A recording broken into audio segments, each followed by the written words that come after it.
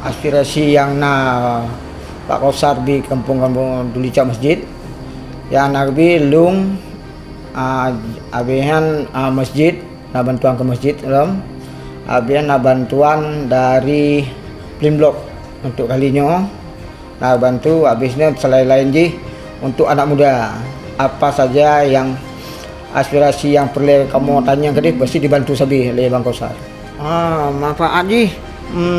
lihat yang kamu lakinya segala kamu laki bagian karena kali kerja kali di ke lapangan Pak Kausar nanti kerja kena jala wate bak lamblang